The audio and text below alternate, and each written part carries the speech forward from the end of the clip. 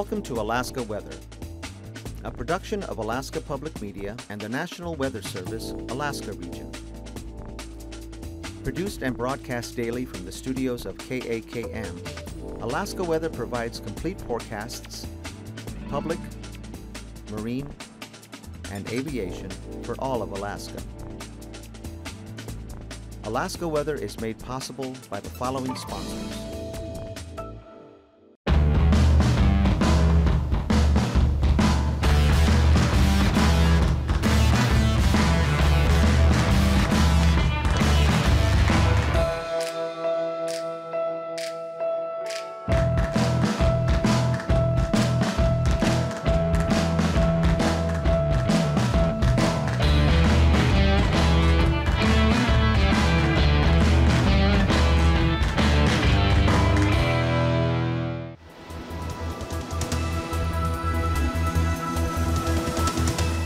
The National Weather Service. Hello everyone, and thanks for joining us here today for Sunday's edition of Alaska Weather. I'm Dave Percy. On the warnings and advisory map, we've got this area here illuminated. That's for tomorrow afternoon for extreme fire danger for the Copper River Basin and the north slopes of the eastern Alaska Range there. For south winds expected to gust up to 35 miles an hour. Your relative humidity is dropping into the 25 to 35% range. That's again for tomorrow afternoon and Monday evening. And then on looking at the fire danger map a little overall, there's the extreme areas there along the north slopes of the eastern Alaska Range and also there through the Copper River Basin. Especially the winds will be strongest there along the Copper River, the gusts of 35 miles per hour. But high fire danger surrounding that area, still a fair amount up in toward the upper Yukon Valley areas, but not so much so back to the northwest and west and southwest there where there's been more precipitation. And looking at fire danger to rainfall amounts, pretty significant rainfall occurring over the southeast coast. It looked yesterday like the southern panhandle would see a fair amount of rain, and that's just what occurred. Heidelberg picking up 1.83 inches. These are all 24-hour amounts ending at 4 p.m. this afternoon. Shelter Cove, a little over an inch and a half. Klawock, misspelled there, an inch and a quarter of rain. And Port Alexander seeing an inch even. On the satellite imagery for yesterday, you can see the clouds associated with all the moisture that came in over the southern southeast coast. But the northern areas got a fair amount of moisture too, but the heaviest amounts over the central and southern areas. Had one batch moving through, a little bit of a break, and then this area here coming through today back to the west. A lot of clouds here over the North Gulf Coast and over south central Alaska. Rain up over the northeast interior and some cloudiness out, or a lot of clouds out over the Bering Sea. On today's imagery, or actually yesterday's again, we had low pressure here over the northeast or the northern Bering Sea. That's still out there today, a little bit farther back to the west, but that was still close enough to put an area of clouds here with showers and rainfall, light rainfall. South winds 10 to 20 miles an hour, keeping it kind of chilly out here back to the west, but clouds increasing throughout the day here over the interior, especially the eastern interior. Temperatures warming enough into the mid-60s to trigger some scattered and isolated thunderstorm activity over the central and eastern interior, but showers developing just about all over the interior areas with the exception of up here along the north slope.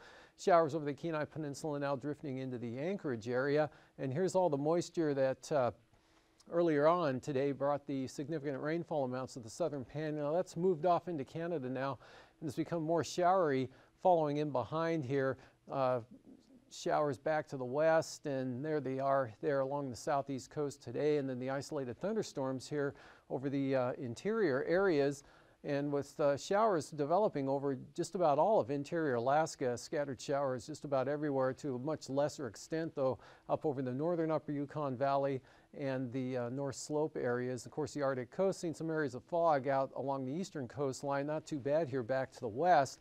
And this low center there over the Bering Strait and a trough extending down from that across the Seward Peninsula, giving, again, southerly winds 10 to 20 miles an hour, areas of light rain and showers through this area, kind of another cloudy cold day out there with temperatures in the 40s, some cases only into the 30s in some locations. And then this front stretching off to the east here, bringing a little bit of moisture into the eastern Aleutians with areas of, and then the next system down there to the south, that'll bring more rain up into the central and eventually the eastern Aleutians tonight. This first front, really just a trough now, bring a chance of rain up to the Pribilof Islands, sliding in over the Alaska Peninsula areas. Look for scattered showers over south central Alaska tonight with isolated evening thunderstorms in over the east central interior areas, but showers generally in a decreasing mode after midnight here with some clearing as well, possibly over the Copper River Basin, but lingering showers along the North Gulf Coast from the Wrangell Mountains southeastward into the Panhandle, drying out though significantly from what it's been the last 24 hours there. And then for tomorrow, still high pressure building here over the Gulf of Alaska. Still a lingering shower, but should be generally a dry day down there along the southeast coast with clouds though, or especially along the coastline, and some scattered showers again developing over south central Alaska. But the interior day tomorrow, much like today, pretty showery, especially over the Koyukuk and Kobuk Valley areas southward and toward Galena. And then McGrath, pretty good chance of some showers tomorrow with the scattered and isolated thunderstorms again over the central interior, onto the east over toward the border there and on into the Yukon. That frontal system pushes north and eastward here, bringing a chance of rain into Kodiak Island, especially tomorrow afternoon and into the evening hours. And rain back along this front kind of merges up with that first batch of moisture there. So pretty good chance of rain across Bristol Bay and the southwest coast, possibly as far north as Nunivak Island. And looks pretty wet into the Bethel area, especially tomorrow afternoon. Showers over the Alaska Peninsula and rain from Nikolsky back toward Adak, and then drier north and northwest winds following in behind. And then that moves, mostly slides eastward there. The low center moves to the Alaska Peninsula, the frontal boundary in across Kodiak Island there, just up over the Barren Islands. So look for gale force winds here for the North Gulf Coast on Tuesday afternoon.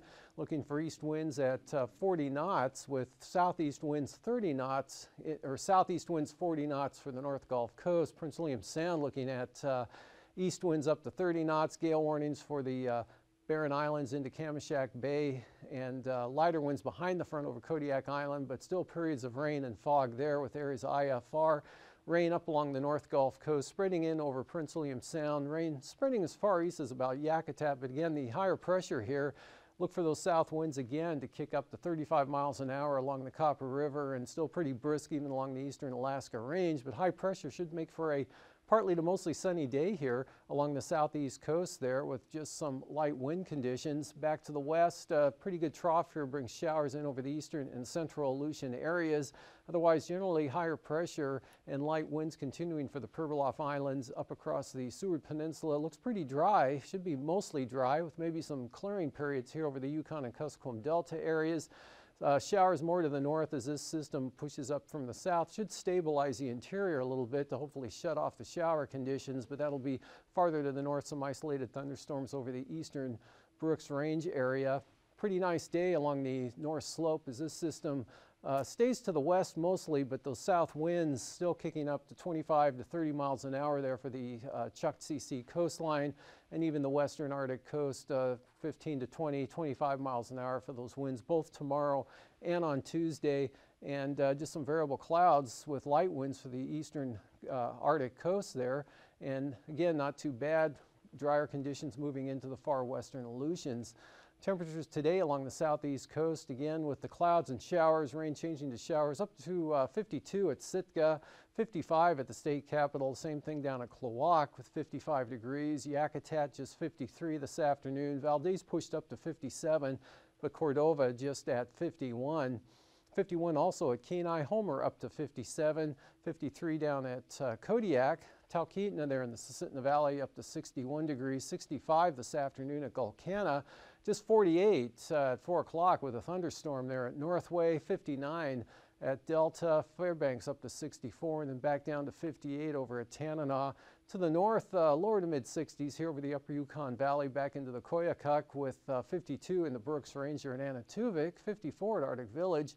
Temperatures much milder than they were yesterday, and definitely a lot warmer than they were just 2 days ago. There, 53 at Barrow, 59 at Atchison, and 46 over at Dead Horse, with 40s there along the western Arctic coast, but Cape Lisburne 36 degrees, sunshine, and 41 degrees at Point Hope, with 47 at Kivalina, 49 Kotzebue, just 39 this afternoon at Nome, with 45 at Golovin, 34 over at Tin City, 39 at Gamble. And again, clouds keeping the temperatures in the 40s to lower 50s here in the west, all the way down into Bristol Bay. But King Salmon pushed up to 56, as did Iliamna. And temperatures mostly in the upper 40s to lower to mid 50s there. 55, one of the warmer locations on the Alaska Peninsula at Sand Point. Mid to upper 40s for the Pribilofs, and about the same out over the Aleutians. Lows for tonight, upper 30s to mid 40s here for the Aleutians and the Bering Sea. A little chillier, down around freezing there for the western Seward Peninsula and the Chukchi Sea coastline, but generally staying above freezing here for most of the Arctic coast. Kaktovik could drop down to 31, otherwise 30s to lower to mid 40s here over the northwest interior, mostly in the 40s through the central interior, and 40s, upper 30s possible over the Copper River Basin areas, but mid 40s over south central Alaska, mid to upper 40s for the southeast coast. Highs for tomorrow, mid to upper 50s down there along the Panhandle, with 50s to lower 60s over south central Alaska, 60s in the mid to upper 60s here over the central and eastern interior. Again, Eagle approaching 70 degrees. And the Arctic coast day mostly in the lower to mid 40s there, with the warmest conditions on the east side. A little milder here, but still Point Hope only 35 for the forecast high there. Nome up to, should push up to 46. With 55 at Buckland. McGrath should reach the lower 60s, but staying in the 50s here back to the south and west, with 40s right out along the coastline. Lower to mid 50s here for the Alaska Peninsula, and no change for the Aleutians. Flying weather, areas of marginal VFR along the southeast coast, especially early in the day, but that'll be breaking out the VFR in the afternoon. Marginal VFR with the moisture spreading into the North Gulf Coast there, Prince William Sound, possibly up along the Alaska Range. IFR here on the Pacific side of the Alaska Peninsula, VFR with those southeast winds there downsloping off the Aleutian Range in the peninsula. So VFR for the most part over a portion of Bristol Bay, but marginal VFR here along the southwest coast. Just areas of marginal VFR only along the eastern and Arctic coast, with some IFR from Nunivak Island southwest to St. Paul.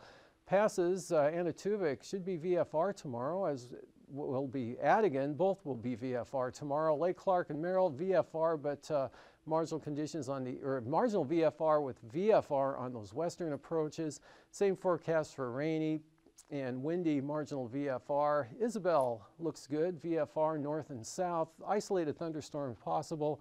And Mentasta looks pretty good, VFR conditions there. Tanita starting out marginal, becoming VFR late in the morning and into the afternoon. Portage looks like a marginal VFR day there. Chilkoot and White optimistically should be VFR.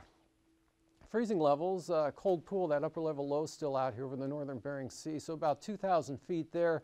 Milder conditions in over the eastern interior at about 6,000 feet, and about 6,000 feet there over the eastern Aleutians and the Alaska Peninsula areas, with the trough moving through the Panhandle now. That's pushed the cooler air down to the south along with the jet stream, so the heavier rain is over, at least for the time being. And for tomorrow's icing threats, with that front coming inland, Kodiak Island, occasional moderate rime icing possible here. Isolated moderate rime icing, light to isolated moderate here below 12,000 feet along the southwest coast, extending back into the Pribilofs and then down across the eastern Aleutians and Alaska Peninsula. Areas of hit and miss up over the interior.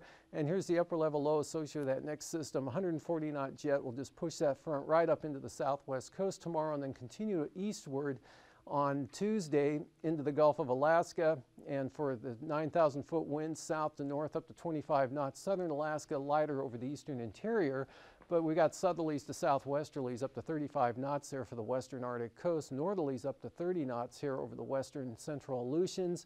3,000 foot winds southeasterlies, 35 knots here across Bristol Bay, but just 10 to 15 knots for the North Gulf Coast. High pressure in over the Panhandle for light winds there. And generally south to north wind flow here, 15 to 20 knots through the interior, becoming lighter along the Arctic coast. Turbulence-wise, occasional light to isolated moderate chop here across the Copper River Basin when those south winds kick in there, coming across the Coast Range and up the Copper River especially, and also for the Lynn Canal Glacier Bay areas. And then look for moderate chop there, Kodiak Island and along and on the lee side of the Alaska and Aleutian Range and Alaska Peninsula. An occasional moderate chop there, mostly for the Cape Lisburne, Point Hope areas, and then some more on those northwest winds behind that low, with the low center right here. Could see some isolated moderate chop there for both AKwx and ADAC. And after the break, I'll be back with a look at the marine forecasts. Thanks for joining us for another edition of Alaska Weather Facts. I'm meteorologist Dave Snider, and today I'm privileged to introduce Dr. Uccellini, the Director of the United States National Weather Service. Welcome back to Alaska, sir. Thank you, Dave. Glad to be here. Thanks. Prior to being the leader of the National Weather Service, your work included an extensive look at snowstorms across the northeastern United States. These are the types of storms that can bring some of the country's largest cities to its knees. Tell me a little bit about your fascination with snow. Well, as far back as I can remember, I've always been interested in weather, growing up as a kid on Long Island, New York, and was particularly fascinated by snowstorms, why they occurred. The distribution of snow was very varied across the entire region. The rain-snow line, all those things fascinated me right from the get-go. And I was interested in knowing how they worked, how the forecast worked, or more often than not didn't work one way or the other. And that drove me, that interest continued to build and drove me through high school right into college, wanting to be a meteorologist. Okay, that's a fascinating story, and I think every meteorologist has a weather story like that in some way. Right. Due to Alaska's size and proximity to the North Pole, sometimes it's difficult to detect and analyze the weather patterns over Alaska. What's the National Weather Service doing to improve that weather detection? Well, observations in this type of environment is a big challenge, whether it's from space or from what we call in situ observations from the ground or within the systems. Clearly, satellites have been playing an increasing role in providing the big picture, not only from a visual sense in what you see is occurring, but also from providing the data for numerical models that then are used to actually predict the weather. Alaska is actually pretty well positioned with respect to polar orbiting satellites, since you get a faster return of those satellites over your particular area. And in fact, the polar satellite system is the backbone for the observations that we use in our models, especially our global models, and they're particularly important for observing weather features that affect Alaska. Alaskans live and die by the weather every day, and one of the strategic goals of the National Oceanic and Atmospheric Administration and the National Weather Service is to develop a more weather-ready nation. What does it mean for Alaskans to be weather-ready? Well, the strategic outcome is based on people being ready, responsive, and therefore resilient to the increasing threats to extreme weather events. Those threats are related to not only the nature of the events, but the fact that we're becoming more vulnerable to them as we have more people, more infrastructure that could be affected by these events. So we have to ensure that the observations we make for situational awareness, the forecasts we make for people to take the proper responses, are connected to people's actions, the response to these events, so that they will be more resilient to what's facing them. You know, there are examples with respect to hurricanes. More people living along the coastline takes longer to evacuate. We have to make better forecasts with longer lead times, but we also have to communicate the threats so people will actually take action to avoid those storms. Up here you have, as in other parts of the United States, an increasing threat related to fire. As there are more people living in fire-prone areas, we have to ensure that our forecasts are good, that we don't have false alarms that make people not react to the forecast when in fact they should.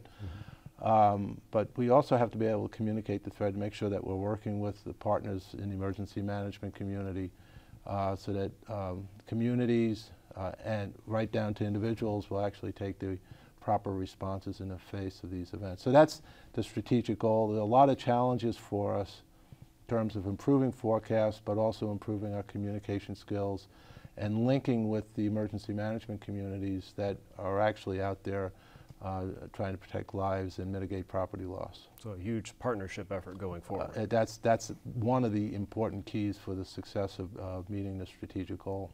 Okay. One of the things you're talking about was understanding the weather information we're getting back from the computers, weather modeling, and you did a lot of work with that in some of your prior positions with the Environmental Prediction Center there, the National Center for Environmental Prediction.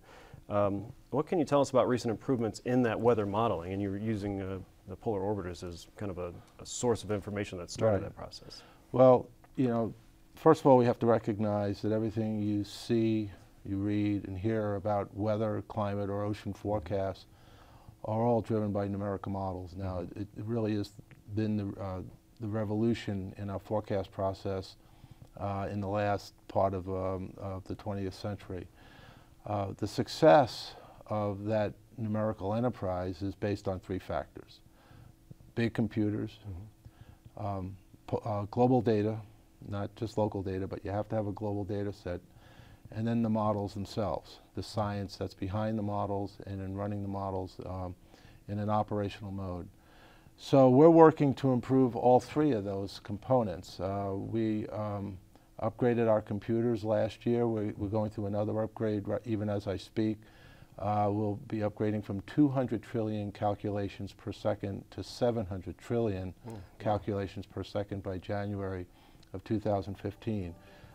This increase in the computer will allow us to run what we call Earth system models. It's not just the atmosphere, it's the atmosphere, ocean, ice, which is obviously very important up here, and land models that are all coupled together at higher resolution. So you need the big computers, you need the science that allows us to run these models and run them in a parallel mode, and that they're coupled so that the ocean effects could affect the atmosphere and vice versa, as an example. And then the global observations are absolutely critical, and over the last 20, 30 years they've become more dependent upon the satellite systems, and especially the polar orbiting satellites, which help drive the observations needed for those models, whether they be atmospheric observations, land, ice observations. We're deriving more and more of that from satellites now that feed into these models and produce forecasts with extended lead times. Now out, you know, for extreme events especially, we're seeing much improved forecast out in the 4, 5, 6, 7, and even 8-day range, which gets us back to Weather Ready Nation, because if you're going to get ready for a storm event, you want those consistent forecasts approaching that event from day 7, 6, 5, 4, 3, so you can take the actions several days in advance that can help mitigate the property loss and protect your livelihood. Okay, all part of the mission of protecting life and property. Dr. Uccellini, thank you for joining us today. We really appreciate it, and speaking to Alaskans and sharing how the National Weather Service is working for Alaska and the nation. Wish you safe travels around the 49th. Enjoy your time here, sir. And for Alaska Weather Facts, I'm meteorologist Dave Snider.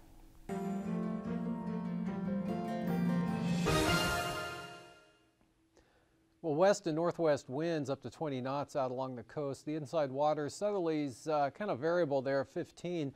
Both tomorrow afternoon and Tuesday afternoon, south winds increasing to 30 knots there for the northern Lynn Canal area. And for Prince William Sound tomorrow, southerlies at 15 knots, south winds 15 to 20 knots for the North Gulf Coast, and southeasterlies 20 up to 25 knots here into the Barren Islands. There's some small craft advisories. Small craft advisories here for Kodiak Island. Those southeast winds up to 30 knots. That's going to move up to the northeast and kick up to gale force, southeast 40 for the North Gulf Coast, and easterlies 30 knots there for Prince William Sound. Southeast 35 knots across the Barren Islands, turn easterly, gale easterlies there into Kamishak Bay. Then lighter winds coming down, the small craft advisories are less here south, or for Kodiak Island there south of the front. And then for the Alaska Peninsula, we've got small craft advisories here for the waters southwest of Kodiak Island. Southeast winds 25 knots right up into Bristol Bay. South to southeast 20 knots to the peninsula. And then for Tuesday for the peninsula there, looks like on the south side here, southwesterlies at 30 knots, lighter southeast winds up over Bristol Bay. And then on the Bering Sea side of the peninsula, westerlies at about 20. And then taking a look out over the Aleutians for the Fox Islands, we've got south to southeast winds 20 to 25 knots tomorrow with kind of a north to northwest component here of 20 to 25 knots for the central Aleutians, northerlies at about 20 out to the west. And then for Tuesday, westerly winds pretty brisk here up to 25 knots across the western into the central Aleutians, diminishing there around Atka, southwest to southwest at about 20 knots. And then we've got west-northwest winds for the Fox Islands in the 20 to 25 knot range with seas running 7 to as high as 14 feet. And for the southwest coast, south of Nunivak Island, small craft advisories tomorrow, north of the island, south to southeast at 15 knots. Light variable winds for the northern Bering Sea and just easterlies at 15 for the Pribilofs.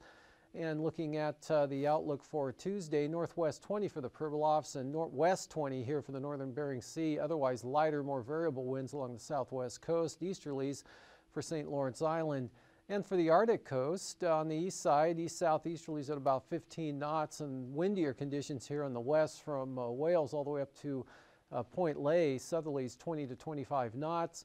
And that same pattern continues into Tuesday here with the small craft advisories along the western coast down to Cape Thompson, and lighter winds at about 20 knots from Cape Thompson to Wales, southwest 15 for the central coast, and kind of a variable 15-knot wind condition there along the eastern stretch of the coastline. For tonight, showers and scattered isolated thunderstorms diminishing over the interior tonight, with still some scattered showers diminishing also over the Panhandle. More rain moving into the central and eastern Aleutians, and some moisture up across the Alaska Peninsula. That slides up with this front to the southwest coast tomorrow afternoon. Increasing chances of rain for Kodiak Island tomorrow afternoon along with the wind, and then showery and breezy back to the low center to the west.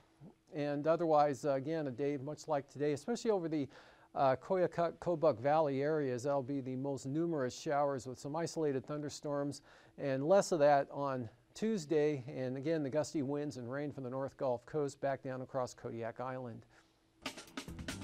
These forecasts are to be used for planning purposes only. Call 1-800-WX-BRIEF for a formal pre-flight briefing. Always file a flight plan before you go flying. The U.S. Coast Guard Auxiliary urges you to leave a float plan with a friend or the harbor master before you go boating. Alaska Weather is made possible by the following sponsors.